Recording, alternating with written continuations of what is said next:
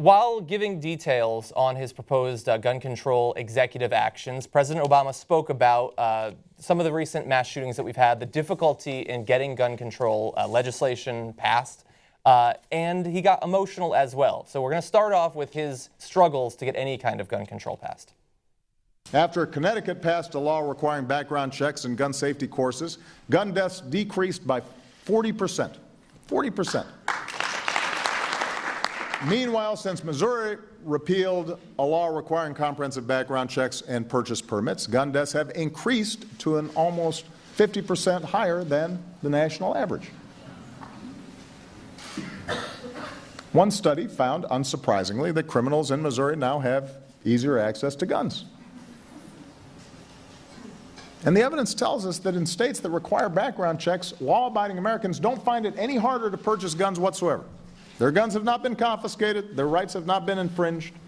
With more research, we could further improve gun safety, just as with more research, we've reduced traffic fatalities enormously over the last 30 years.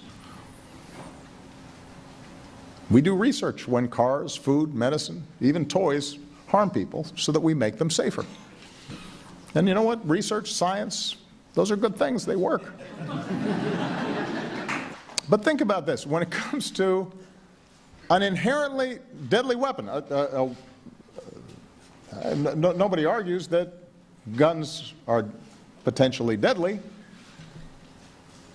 Weapons that kill tens of thousands of Americans every year, Congress actually voted to make it harder for public health experts to conduct research into gun violence. Made it harder to collect data and facts and develop strategies to reduce gun violence. So the gun lobby may be holding Congress hostage right now, but they cannot hold America hostage. We do not have to accept this carnage as the price of freedom. I like that reference to carnage. Nice. Yeah, so, sometimes you forget that this guy won 2 elections. And because the media makes it sound as if like, oh, Obama is unpopular. Oh, he's besieged on foreign policy, and he's done this wrong, and he's done that wrong, and you go on and on and on. And there are plenty of legitimate criticism of the Obama administration. We do it on the show all the time. But you got to give the guy credit where credit is due. He's done many things right. And yeah, he was popular enough to win twice. He is the president of the United States of America. And part of that role is to take executive action and to say, hey, you know what? If Congress isn't going to do anything, these are within my powers, and I will take this action. So as he lays that out, the thing is, a great majority of the country agrees with him. Yeah. But nonetheless, nothing but attacks today after this speech, especially because after giving data and facts and referencing science, he also got a little emotional about the most understandable thing in the world, but apparently not good enough for Fox News. Yeah. Well, they don't like the facts and they don't like the stats. It makes them as nervous as a minority person walking past them. I noticed one little bit there. He talked about Missouri, who repealed some of their gun control laws. And they said that made it easier for criminals to get guns there, which is odd, because I had heard that those gun control laws only affect law-abiding people and not criminals. So why is it that when you get rid of them, it suddenly becomes easier? That implies that them being there made it harder. Let me give you one fact. This by itself, let alone every other study that's ever been done, proves the same exact thing. And it's the most self-evident thing in the world if you could actually just take your blinders off. Okay, homicide rates by gunfire in America are about 29.7 per million people. Okay, to give you context, number 2 in the developed world is Switzerland, because they also have a ton of guns. So there's a direct correlation between how many guns there are in a country and also in a state in the United States of America to how many gun killings there are, both homicide and suicide. And so 29.7 for America. Number 2 is 7.7. So we are about 4 times as much as the country that comes in number 2. That's because we have an enormous amount of guns in this country. Yeah. And last on that list is Australia at 1.4. So what are we? 27 times higher? At least 25. Call it at least 20, whatever, right? Times greater than Australia per capita. Now, why? In 1996, Australia actually did confiscate guns. There was a mass shooting. They had one. We had one literally every single day. In 2015, we had more mass shootings than there were days. In Australia, they had one, and they were like, wow, that sucks. Yeah. That's us getting butchered. That's like daily terrorism. We can't have that. They did a mandatory buyback gun program. You know what happened? It worked amazingly well. Yeah. And they haven't had any mass shootings since. They have the lowest rate among in the developed world for killings through gunfire. If you have less guns, you have less people getting killed by guns. If you can't acknowledge that, one, you refuse to believe in facts. So, okay, fine. Go live in an alternate universe where you're guided by your emotions because, you know, you're an emotional dude and you get scared. That's the number one emotion you have. Fear, fear, fear, fear. Okay. And number two, you just have to say, look, I don't care. I don't care about all those people being killed. Over 90 people a day get killed in America because of guns. I don't care. I don't care. The 2-year-old that got shot in the face, I don't care. The family members that constantly accidentally shoot each other, I don't care. The mass shootings when you go to a movie theater and your loved ones get murdered by some madman, I don't care. You go to a church, you get massacred there. I don't care because I'm so afraid of the others and I need a gun to protect myself because I'm a coward. So facts be damned, reality be damned, I don't care. Yeah. That's what you're saying. Well, thankfully, we have the president who does care, thankfully, about the victims of gun violence. And so in this clip that you're about to see, he was talking about one of the worst gun massacres that we've had in the past couple of years in America. And he did, in fact, get a little bit emotional. Second Amendment rights are important, but there are other rights that we care about as well. And we have to be able to balance them. Because our right to worship freely and safely, that right was denied to Christians in Charleston, South Carolina. And that was denied Jews in Kansas City. And that was denied Muslims in Chapel Hill and Sikhs in Oak Creek. They had rights too. Our right to peaceful assembly, that right was robbed from moviegoers in Aurora and Lafayette. Our unalienable right to life and liberty and the pursuit of happiness, those rights were stripped from college kids in Blacksburg and Santa Barbara and from high schoolers at Columbine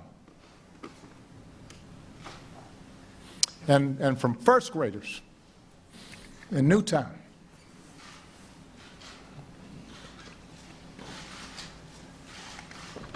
First graders.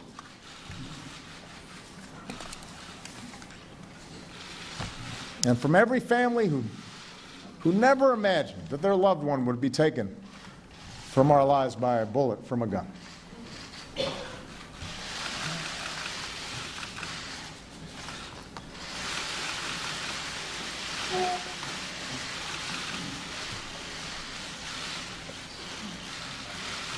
Every time I think about those kids, it gets me mad. And by the way, it happens on the streets of Chicago every day.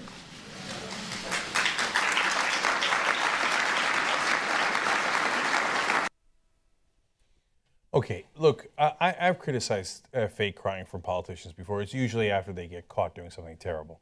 And it's not like it doesn't happen. It's not like politicians don't fake things. They're politicians. You're going to look at that and think that that was faked? Really? I mean, I think he better become an actor after he leaves the presidency. Yeah, I think I have a finely attuned sense to when a politician's faking it. But, I mean, he teared up there when he didn't intend to. It was obvious. He paused.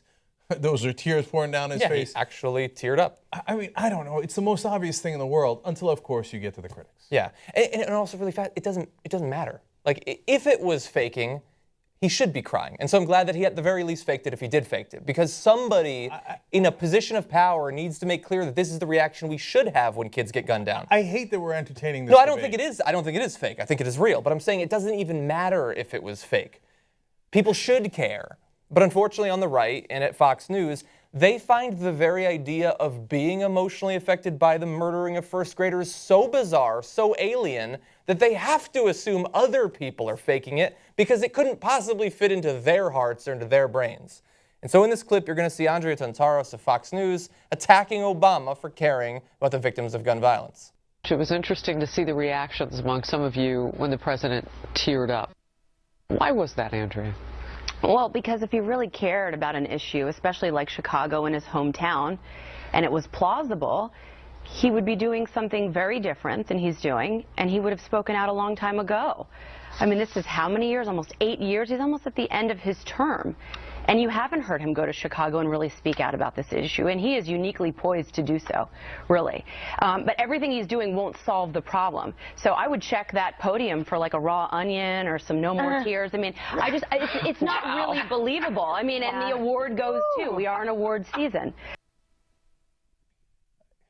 There's no end to what degree of assholeness Fox News can achieve. So, first of all, he was mainly talking about Sandy Hook Elementary School. And when he mentioned the first graders, he teared up. He threw in Chicago at the end, saying, hey, by the way, what's happening in Chicago is also unacceptable.